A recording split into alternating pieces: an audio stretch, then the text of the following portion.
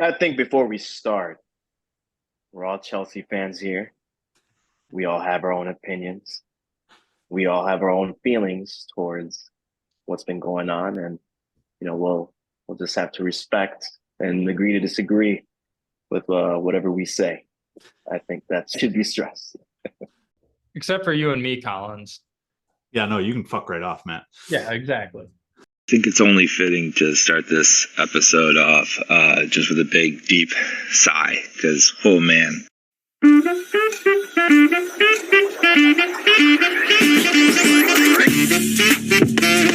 Oh, you are teeing this up so good.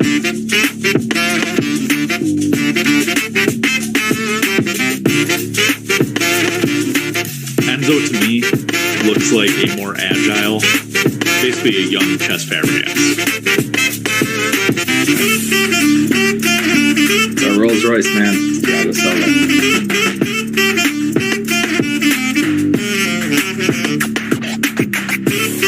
Messi is the Jorginho of international football. That was a dumb take.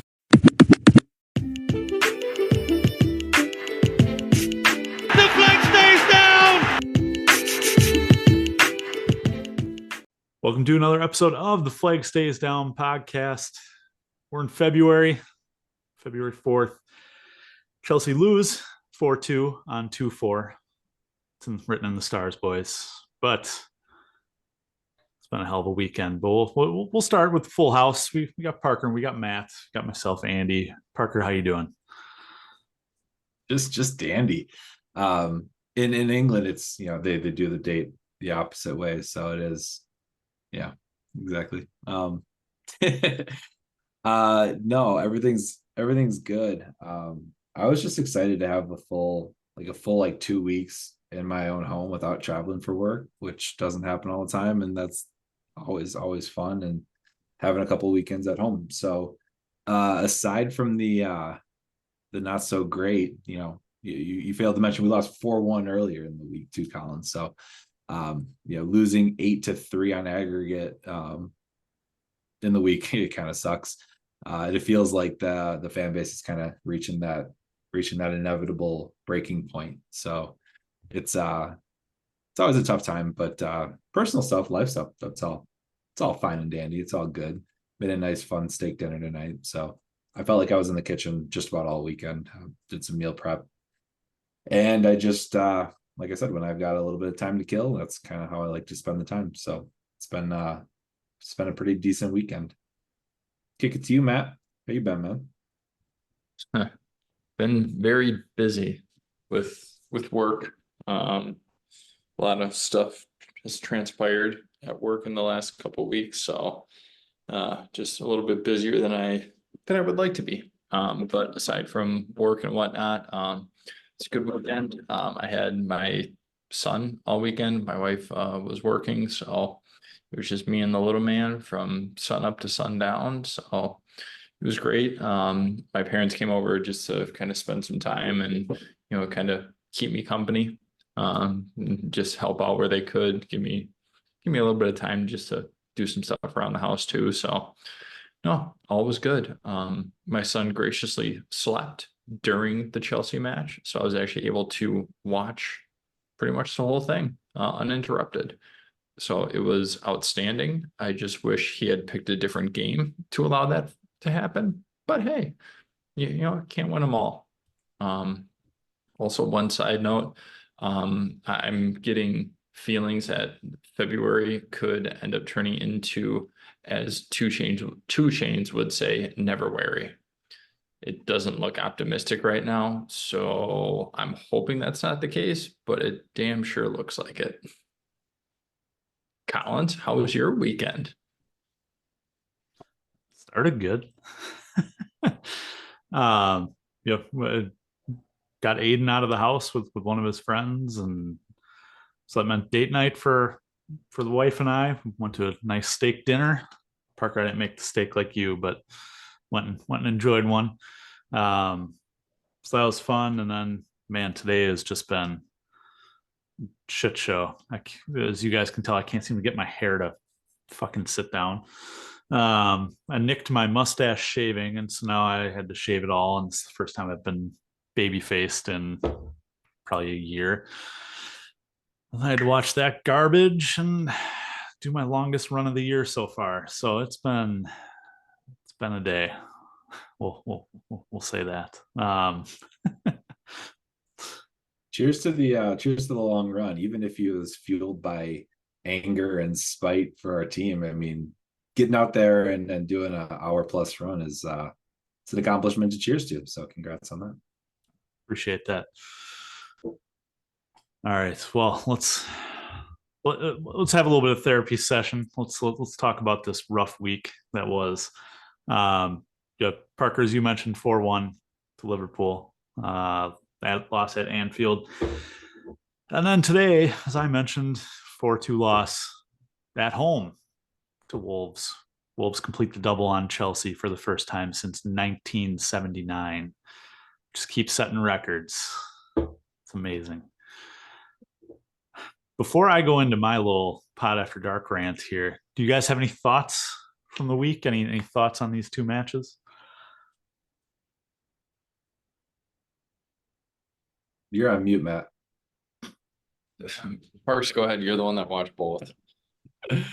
I mean, I'll start with the Liverpool match. I mean, it was kind of written in the stars that we would lose this one, so I don't think anyone was too surprised. League leaders at Anfield, first Premier League game after Klopp's big announcement. We knew it'd be a tough one to win, and so I think, like me personally, I had a lot of just kind of not optimistic but not pessimistic feelings going into the match, thinking like, got nothing to lose. We could shock them. We could pull a little bit of Mourinho special out there where you spoil some of the party. I quickly learned that wasn't going to be the case, just by the way they were playing and the way we were not able to deal or cope with the amount of pressure our team was under. Liverpool, they did exactly what they've been doing most of the year. They showed why they're league leaders, and it was really evident when like ball would go into the middle of the pitch for us, especially when it like went to Noni. Noni's touch just was like that much too heavy, and he got swarmed, and we got crushed. And they were a hard team to press because they were playing just really clean, solid, one-touch football for a lot of the match. So our press was ineffective. We gave our press praise last week on the pod. We weren't able to press them. They were all over us. It felt like they were a man up most of that match. So, I thought we did okay, but it just kind of kept coming. Petrovic was under pressure for most of the game. He still looked like our best player out there, even though he conceded 4 goals, which is never a good thing. Nunez did something that's never been done before in Premier League history, which is hit the woodwork 4 times. So it's kind of a blessing we got out of that match 4-1. I was excited that Nkunku scored because I'm still pretty high on him. So I was happy that he got a goal, and just kind of his poise in a tight situation, tight area was pretty stellar for him to be able to turn and kind of feint and bait and find a way to score there. So that was good news, but not a lot else to kind of cheer for in that match. So it was a tough one, but definitely not unexpected for me. And I don't think many Chelsea fans were expecting to walk into Anfield and pull that one off. That was just a couple too many things going in the wrong direction. So I'll sign off and sub Matt in for the Wolves commentary. I mean, not much better in comparison. We're left with a lot of questions. That's really kind of the only way to sum it up. Like, yeah, we looked great to start, right? Like, we got that goal early on. Things were good. And then what was it, like a minute and 20 seconds later or something like that? They come back and score a deflected goal. So, and then you just kind of wait and see what happens. And they score another big deflected goal. Just defensively looked very out of sorts. Caicedo looked about as good as he did when he debuted for Chelsea. And in that one, I believe he gave up possession and got red carded. So about the same. He was definitely off. In my own estimation, I thought Enzo looked off. He wasn't really as involved as much as he normally is. So that was a little bit unnerving, I would say. I mean, Raz, who knows what you're going to get out of him, right? In the first half, you see him slow up play. And then the second half, he actually comes out and starts taking people on, which was nice to see. We haven't seen that in a month and a half. And then just kind of fell off the wayside again. There's just a lot of questions.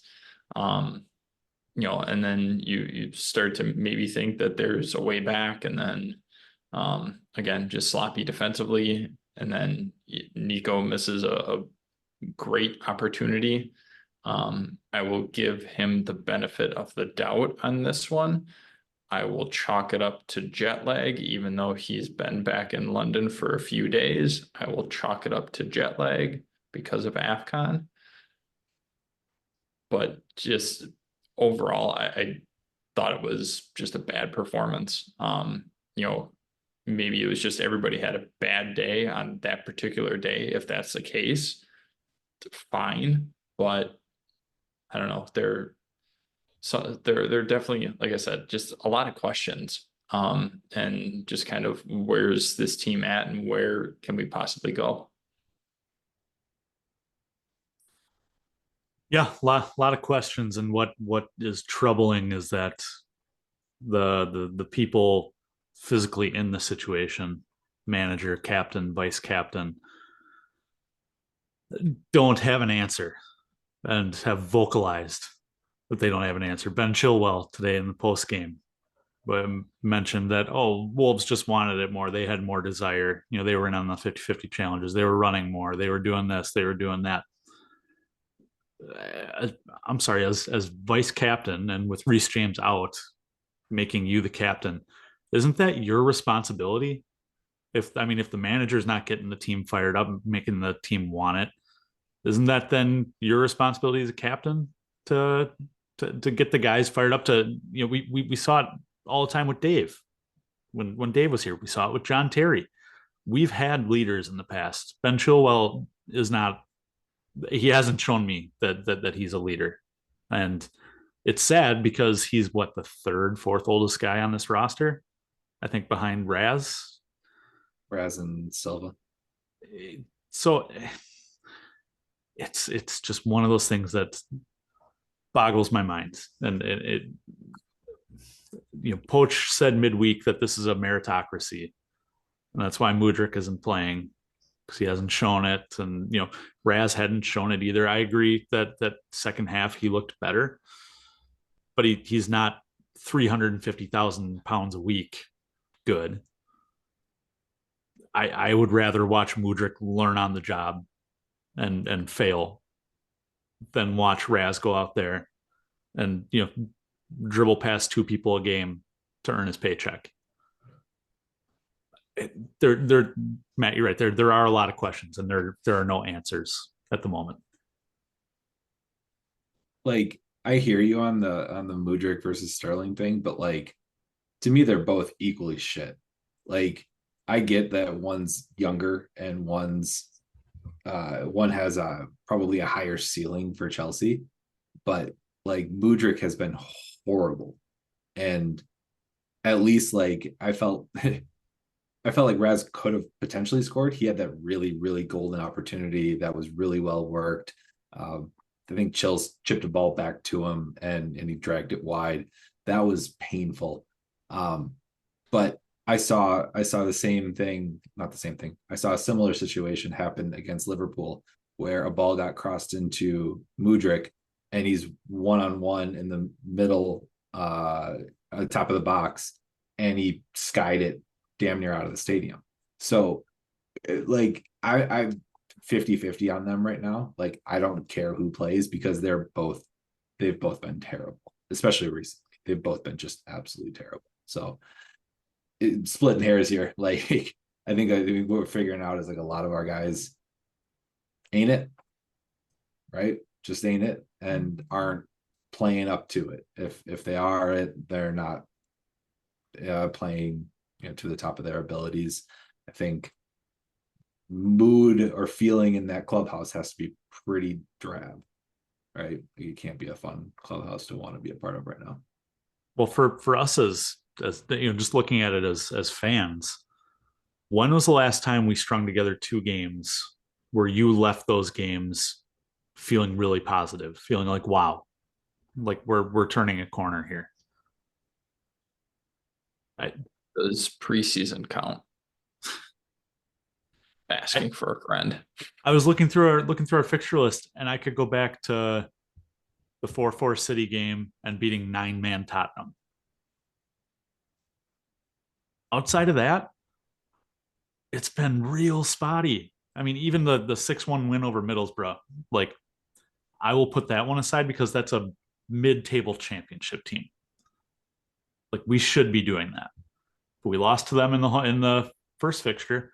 We beat Preston 4-0, but even that championship side against Premier League opposition, I have not felt great about this team. Like I haven't left a match thinking, wow, like we're turning a corner. Things are sinking in with these guys. They're gelling, they're meshing, they're understanding the message. Since November 12th against City.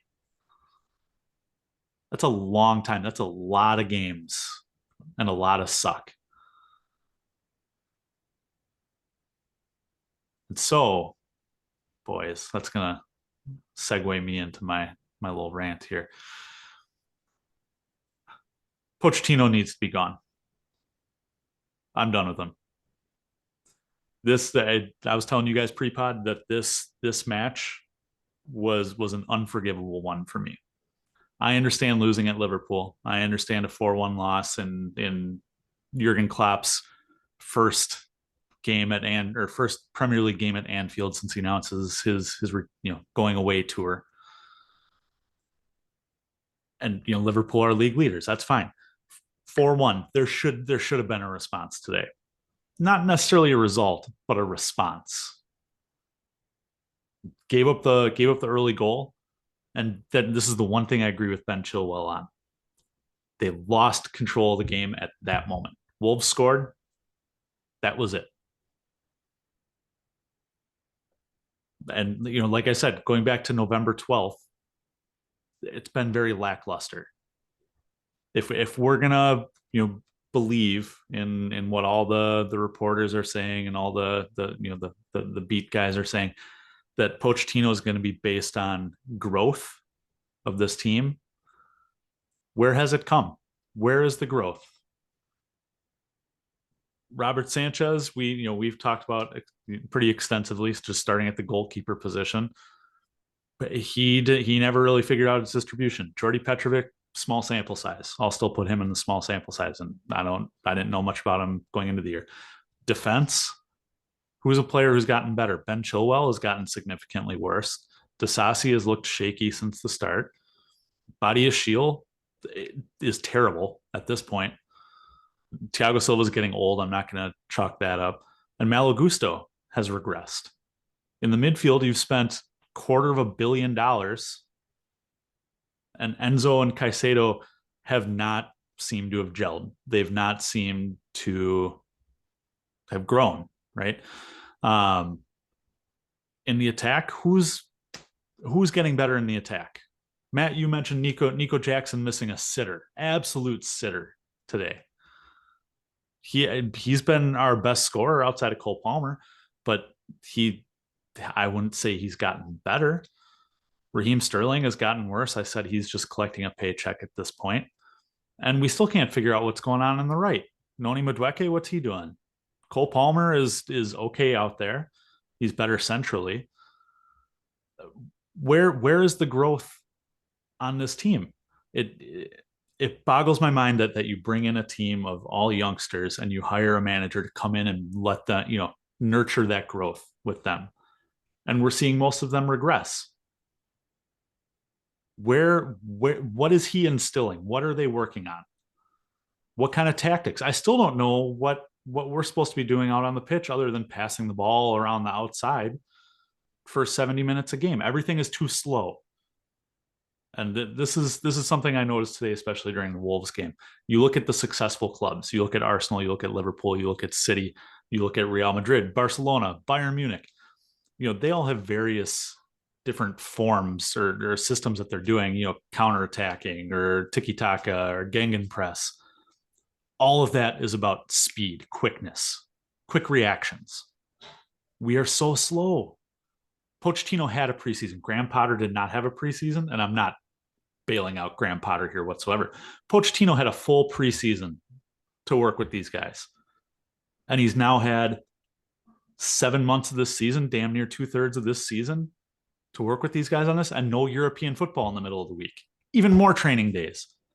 Where is the growth? What is he doing? I honestly don't give a shit if you bring in Frank at this point. Matt, I know you're going to fucking tear me apart on that one. There's going to be no vibes. Bring anyone the fuck else in. I don't care. Bring Mourinho back on an interim basis. We've gone from player manager to player manager. Guys that the players really love and get along with and all that. We need a fucking hard ass at this point. An Antonio Conte, a Maurizio Sarri, a Jose Mourinho.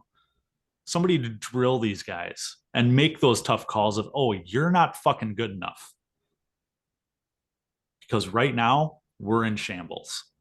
And if the project was to buy all these young guys and be like Brighton, well, good job. We're like Brighton. We're a goddamn fucking mid-table club at this point. That's all Brighton has ever been. So well done. Sack the manager.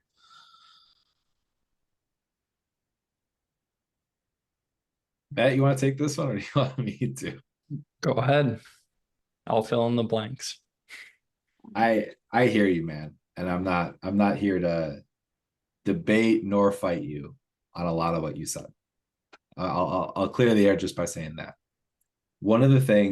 Two things I want to bring to the table to help the conversation along. You ask for who has grown. This is like the only thing that like pisses me off about the group chat is when you call out the one guy that I feel like has grown, and you look at our team and you say we don't have any fucking leaders. You call out the one guy who actually is a leader, who actually does give a shit, who does bust his ass, and who does get pissed off at his teammates for not busting his ass. It's Conor Gallagher. He is the one person out there that's yelling at his teammates, what the fuck are you doing? Get after it. Let's press. Let's go. Let's go hard. Where are you? He's the only one I see that's out there that's doing that.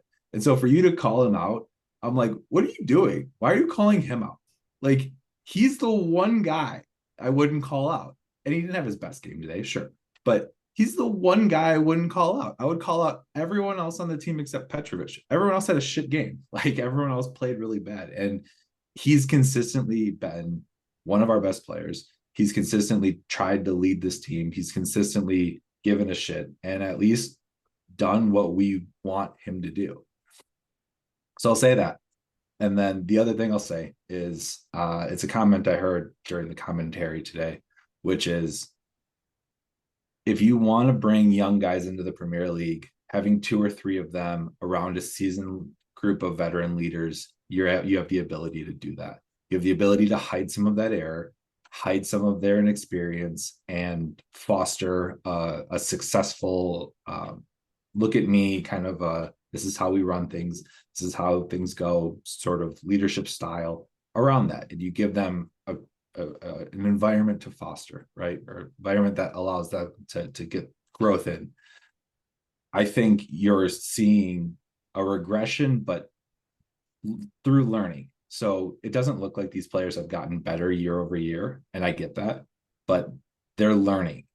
They are learning through this whole process, and they are learning in their failures more than through their successes. And I get that they look worse off, and I get that it feels like we're getting the shit end of the stick here, but it's hard to see what that translates to in year 2 and year 3 of this project, because we can't blow this team up. We have these guys on 7-8 year contracts. Like this is a long term. This is going to be longer than the next maybe 3-4 managers if we're lucky, right? Like we might be seeing Enzo and Caicedo and Mudryk and Nkunku and Palmer. Like we might see these guys for a long time. They might be Chelsea players for a long time. It's hard to see what that looks like in years 2 and 3, but I guarantee you, people that go through things like this have the ability to come out the other end having growth, even though it doesn't look like they're growing today, even though it doesn't look like they've improved year over year today. Because I agree with you, they don't look better. Most of our team doesn't. Palmer, Gallagher, and Gusto are the only 3 that I can pick out that year over year look better today than they did last year. Those are my 3. So it's just too early to see it. It's just too early to tell. And I think if everything goes well, my optimist eye looking glass, we see the growth out of Enzo as a 26-year-old who's running shit because he's been through shit. He's been through hell and back. He's been through war with these guys. They aren't gelling today, but they have a chance to gel in the future. So that's what I'll say. 2 things, actually 3. Thank you for bringing up Connor, so I didn't have to. I didn't feel like going to war with Collins tonight. I know he's pretty heated, so appreciate you doing that in a much more diplomatic way than I would have. Second thing is, you got to learn to crawl before you can walk, right? You're going to fall. Shit happens. It's not, it looks, I would agree with Parker. It looks and feels worse than it probably is in the long term, right? We've talked about this whole thing as a project. We've seen it done many times in pro sports, right? You blow everything up, you enter rebuilding, and that sometimes takes 2, 3, 4, however many years. Sometimes it never happens, but the plan is to rebuild. And this is a full-blown rebuild from top to bottom, right? Like not just the players, not just the manager, top down, new ownership, everything. It's just all new. The other thing is, like, a lot of these guys, for a good amount of these individuals, it's their first time playing in the Premier League. They're not playing, some like pickup games and shit like that. Like, this is a Premier League. You're going to have to learn very quickly. Are they learning as quick as we want them to? No, absolutely not. Then again, this is a huge stage for them. It is something that they are not used to. They are still finding their footing. Sometimes people do, sometimes they don't, right? We can use the Timo Werner, right? Like, great player, just didn't pan out in the Premier League, just didn't cope with it, whatever the case is. Sometimes that's the case, right? You take a gamble on some of these players. Sometimes it hits, sometimes it doesn't. But the idea around, I think the biggest question is, what does growth look like, right? Obviously, as a manager, you have to look at it season to season, right? That's just occupational hazard. This season has been so up and down. I think it's hard to pinpoint a collective team growth. A couple individuals here sprinkled here and there, and I'm not giving them like rave reviews or anything, saying yes, they have shot through. Absolutely. You sprinkle a few here and there. But it as a collective, it hasn't looked outstanding. And this match, me personally, I wasn't expecting much coming into this match, just because we always struggle against Wolves. Always. They are a very quick counterattacking team that are relatively solid defensively. They're so quick, and they always have been on that counter. And they didn't even have their leading goal scorer today. Yes, you have 2 deflected goals, right? Again, I mentioned this in our chat. It feels like every deflection goes in the other team's favor and never ours. That's just kind of what it seems like at this point. Like, I can't remember the last time we had a deflected goal go in for us, but I can count the amount of goals that we've conceded based on deflections, right? To me, you can only control what you can control. Could things have been different? Probably. But again, that's looking at things through a crystal ball, and we can't do that. I think Poach sees out the season. I think it's going to be a moment for a lot of these young kids to either put up or shut up.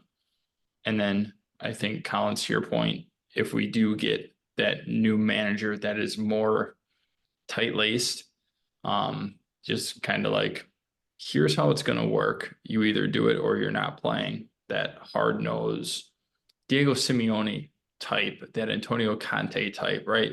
This is how we do things. This is what you're going to do. If you don't like it, I will sell you. Like, shit like that. I think until we can find somebody like that, which again, that's a very specific type of manager. It's just seeing where things are able to grow. It is a very young team. A lot of these guys are getting their first taste of Premier League and figuring out what that's going to entail. Seeing the move, yeah, I want to go play at Chelsea. Then you step foot out on the pitch and you're like, oh shit, this is not what I signed up for. Like, it's a big ask to play for this club. It is. And I agree with you, Collins. Like, you have to be able to play. You can't be Raz out here collecting a paycheck, right? You have to prove that you deserve to wear the shirt. And even if you don't have your best game, you better be running your ass off trying to help out in any other way that you possibly can. If you can't pass for shit, you better be trying to cause interceptions, disrupt stuff, like anything. And to me, and it was when Cole Palmer took a shot from outside of the box and it went near post, probably about 5-6 yards out. When he took that shot, I knew right away that we were losing, just because at that point it triggered something in me where it's like, okay, now everybody's trying to do it themselves. Right away, I was like, yep, everybody's going to try and do it themselves. I don't like it.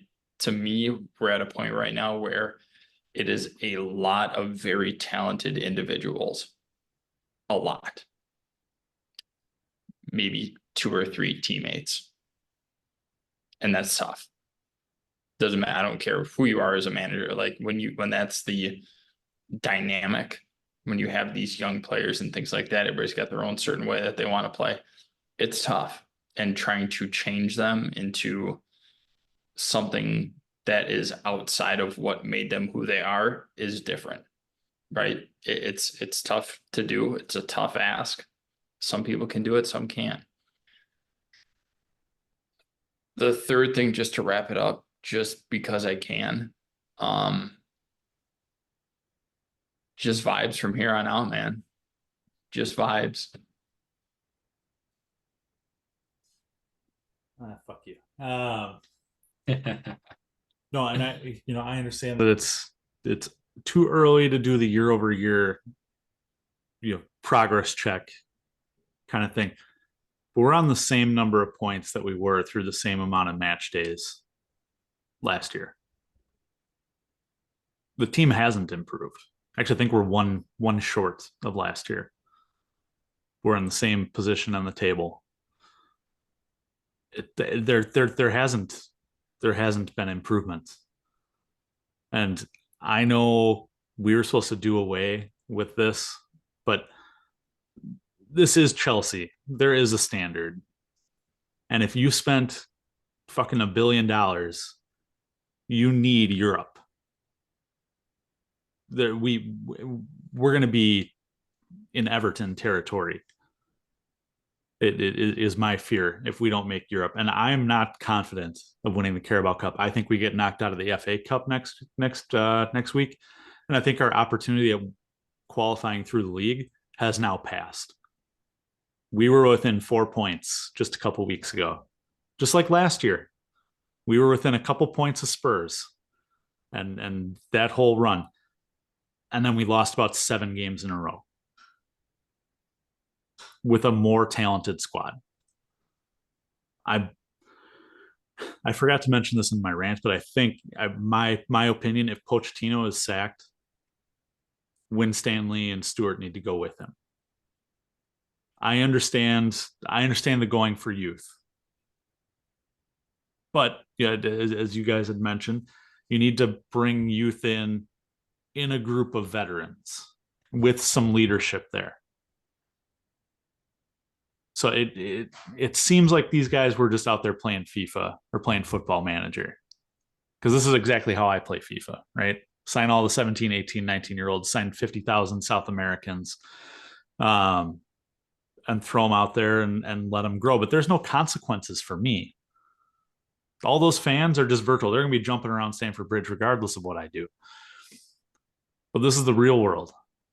And whoever authorized this, whoever authorized the youngest ever Chelsea team in the Premier League, needs to be fired. We talk about bully and American ownership and running the Dodgers and all that. In America here, you do, as the general manager, you do not get 2 shots at a rebuild. You get 1. And this was not supposed to be a rebuild. This was supposed to be almost like a retool. This was not supposed to be a strip it down. Now all of a sudden you're bottom of the table. The expectation this year, and we've heard it through various sources, was to qualify for Europe. That's an improvement on what we did last year. That's not a rebuild. That's a retool. And they fucked it up. So there needs to be a house clearing here. There needs to, the standard needs to be reset, because if we're going to allow this, if this is going to be allowed going forward, then we will be bright. We'll be happy with the occasional Europa League qualification. We'll be happy with a deeper run in a cup. We'll be happy, 7th, 8th, 9th in the table. I'm sorry, but it's not acceptable. Coming off we're 2.5 years removed from winning the damn Champions League, 2 years removed from being club World Cup champions. And now we're bottom half of the Premier League. It's not okay. I understand that the project. I understand we've been talking project, but for me, the project ends now. It's not fun and games anymore. This is hampering the club, and it needs to stop. And Boley and company are contractually obliged to be here for 10 years, so they're not going anywhere. You can't resell an entire team again. You can't do that again. These players are here. They're on 7-year deals. It has to be then the management and the sporting directors. The sporting director, I understand why you're upset with, but like, I just don't know what you think sacking Poch is going to do, truthfully, because to me, we've done this before, and it doesn't result in any new manager bounce for us. When we've got the situation that we have, you look back at the last 3 managers we've had, and sacking them hasn't done shit for us. So I don't know what sacking Poch, like what's the expectation if we get rid of Poch today? Like, what's the expectation for the rest of the season? Do you expect them to bounce back, or do you expect more of the same? No, again, I think this season is gone.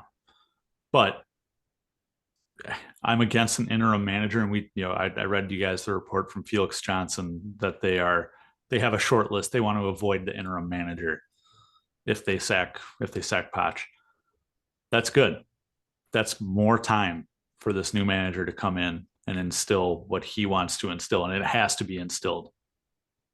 Because then you've also got preseason. So it's an extended preseason at that point. It's staying afloat at that point. And I made the joke to you guys, or not joke, but a comment about, Chelsea Football Club is the Dallas Cowboys at this point. The Dallas Cowboys are managed by Mike McCarthy, who made his name off of underperforming with one of the greatest of all time at quarterback in Aaron Rodgers. Only one Super Bowl in his, 7 years in Green Bay? You look at Pochettino, similar situation. He has one of the greatest strikers in English history, Harry Kane. Doesn't win a Premier League, doesn't win the Champions League, doesn't win anything. We know Spurs has not won anything in, I think the last time I looked at that counter was like 5,400 days. He goes to PSG.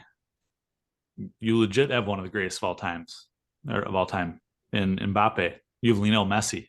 You have Neymar. You win the Farmers League in France, yeah. But I think the furthest they made it in the Champions League under him was the quarterfinals. He's a guy who underperforms with talent. And I know that I drank the Kool-Aid early on. I was all in on Poch. But it's exactly like what we saw with the club, and it was papering over cracks with him. He was the best available, so he looked great. Because Nagelsmann either didn't want the job or we didn't want him. Luis Enrique, we didn't want him. Now there are all kinds of managers available, all kinds of great managers available. Now is the time to strike. Now is the time to get the guy who is going to drive success, who's going to demand success at this club.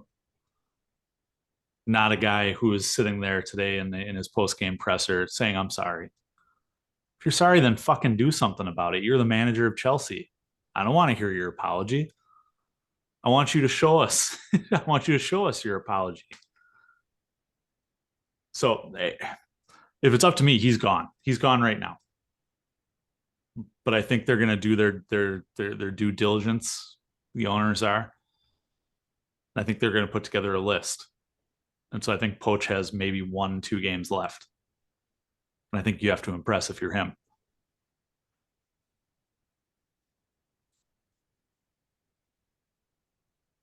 Who wants this job? Mourinho. He'll take whatever he can get.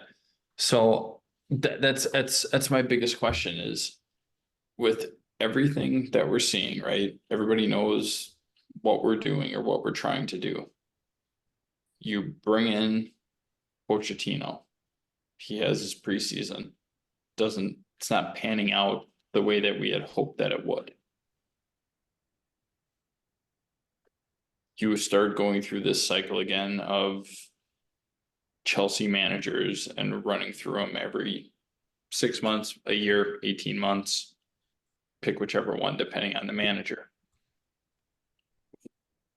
Who's going to want that when, as soon as you take the job, you are on the hot seat with a very young team that is still figuring themselves out, and much less different system. So if we're going to be running through this same Chelsea with different managers, the revolving door, and young players, and all these different styles, and trying to adjust and things like that, to me, that's almost kind of shooting ourselves in the foot, because then you are, I would say, even further hindering their development by having all these different managers, all these different styles. They don't know what they're supposed to be doing, right? Because it changes every 6 months or every year. I see it, if we keep up with that manager carousel, I see that being more of a hindrance to the overall project and the growth of our youth that we've spent damn near $1 billion on. I see that as more of a hindrance than I do as a benefit. But Matt, that's fine. That's fine. I understand that. But what, you talk about these players, oh, they're not going to know what they're doing, and, changing systems and all that. What system are they on? What are they doing right now? Do they know what they're doing? Can you tell a system that we're operating right now? I agree. Like that right now there isn't one, but I'm saying if you do go out and get managers, what I'm saying is in the broader scheme of if we keep doing the old Chelsea and just keep revolving managers because after 6 months we're not where we think we should be with that manager, then you bring in a new manager and a brand new style which takes time to implement. That's not working out. Then another new manager.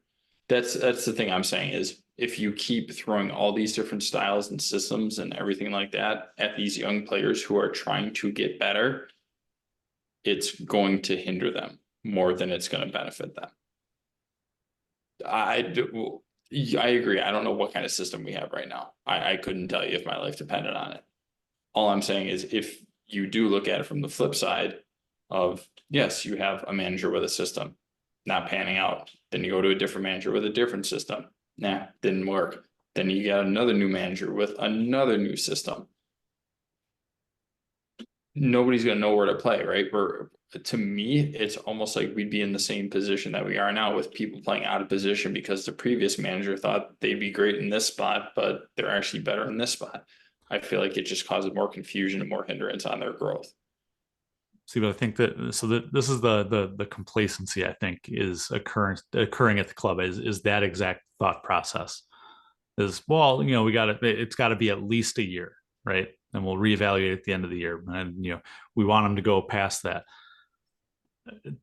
No, not at all. You can't just keep a person in their role because you're afraid of what will happen if you try to make the team better. Just because he's there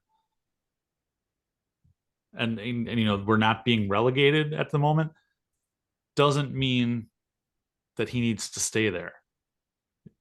If he's there, the team's not growing, they're not picking up on whatever tactics he's trying to share. And it's been widely noted from his time at PSG that he's not a tactician. There weren't a ton of tactics.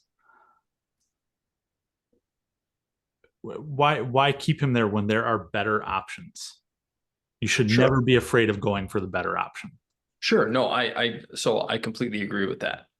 I'm not excusing Pochettino for any of this. I'm not saying that by any stretch of the imagination. I know he's our manager now, so that's who we're going with, but I'm not giving him a pass on any of this.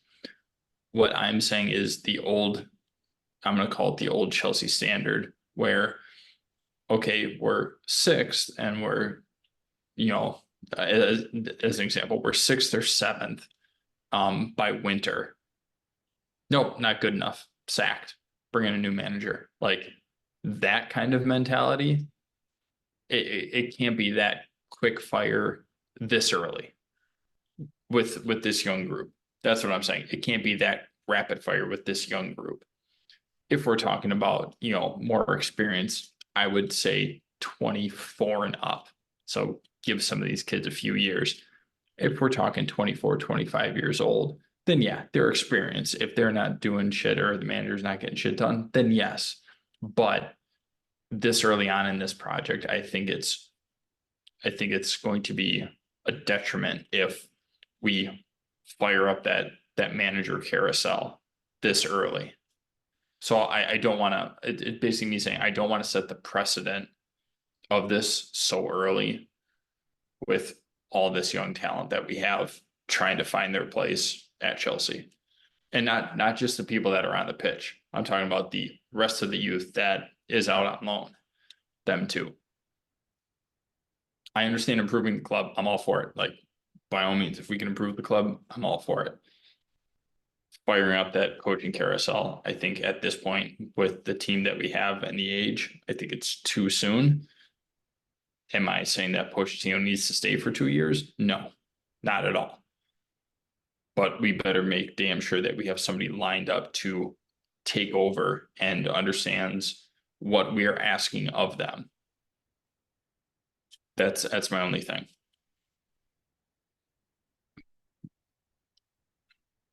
My kind of closing thought on it is just the fact that we still have a chance to win silverware. We're in a final later this month. and we are in the FA Cup still. I know we just lost to Liverpool, and so there's no real logical reason why I believe that we could beat them, but we're playing at Wembley, which we like to do. But we're playing for silverware, and we have a shot to do it. And so, Collins, you said we're not better than we were last year, but if we take 10th and we win the EFL Cup, we go further in the FA Cup, I would argue that's a better season. So there's still room for it. It's kind of just looking at the silver lining of the situation. I hear what you're saying about not keeping, it's the sunk cost fallacy, right? If you have the opportunity to move on, then you should, and don't consider your sunk costs in the system. I get it. But the thing I like about the system we play, if you'll humor me for a minute, the thing I enjoy is that it's more free form, and we have some really good creatives that play more free form, and it's not as strict of a system. But I think that for our players, especially in the long term, but even in the short term, I think, like, I see what they're trying to do. I understand where they're trying to, like, cause chaos, where they're trying to overlap, where they're trying to overload on sides, and you can kind of tell when, like a Malo Gusto is kind of in the middle of the pitch when they're trying to overload on the left and cause some of those overlaps and stuff going on. And then someone like Caicedo looks like he belongs as part of our back four. So, like, the balance of what's going on the pitch, I see it. I just don't think they're skilled enough to execute that today. But I can tell what's happening, and I can tell the freeform nature of allowing some of their creatives float more than being in strict positions. Can it work? I don't know. I'm not smart enough, nor am I qualified to make that judgment call of that. Can that system work in the Premier League? I don't know, but I don't hate it.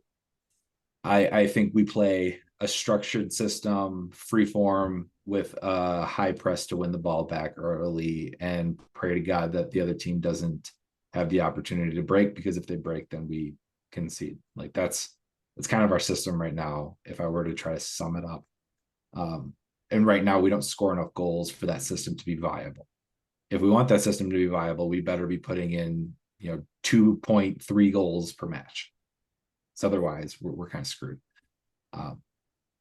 We've talked about this ad nauseum on this podcast for the last fucking 6 years, that we don't score enough goals, that we don't have a goal scorer, that we don't have many goal scorers, that we don't know where our goals are going to come from, yada, yada, yada, yada, yada. We've been close to kind of finding ways to unlock those things, but never for those extended periods of time. Those are more blips than they are consistent pulls of results. So it leads us going all the way back to the beginning with more questions than answers, Matt. Like it leads us with more questions than answers, because have you guys ever seen, like, the inspirational picture of the guy mining for diamonds, and he turns around, but he's right there, and he doesn't know that he's right on the cusp of breaking through. It's hard to know when you're on the cusp of breaking through, or if this is a sunk cost and we should try again, right? It's hard to know that. Before you're in it, it's hard to know where in that process you are. I see a lot of the good, and I'm not sitting here trying to defend our team and saying this is good enough, because we're shit. We were shit today, and we were shit against Liverpool, and I'm not defending the team because we're not good enough. And a lot of our guys haven't been good enough consistently. They haven't been good enough. I'm frustrated too, but I'm trying to pick out the positives. I'm trying to pick out the things I can hang my hat on, and the things that make me smile, because that's all I got this year, man. That's all I got to go forward with this thing. And I gotta believe that we're closer than we think to being a competitive team, not winning the league, but being a top 5 team consistently and putting out some less volatile performances. All right. Well, boys, we didn't have any polls this week, so we'll do a little round table closing thought here. So everybody think of a closing thought. Doesn't have to be short, doesn't have to be long, it can be whatever you want it to be.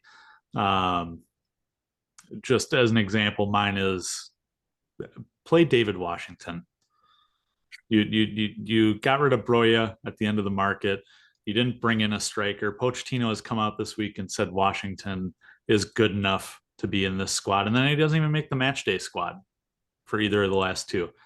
He hasn't made any PL2 match day squads. Between the PL2 and the first team, he has a total of 180 minutes this year. If he's good enough, play him. Matt, how about you? Trust the process.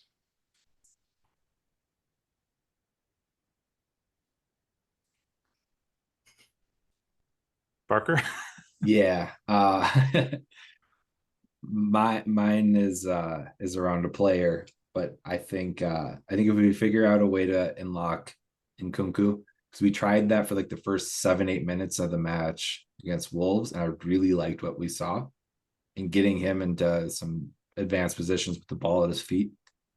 And then we like stopped utilizing him. And I feel like Broya had a little bit of that too, where they fizzed balls into him in the beginning of matches and then never ever did again. Anywho, if we find out a really good way to use Nkunku, I think that it's gonna fix a lot of problems, because I think he has one thing on his mind, and that's goal scoring.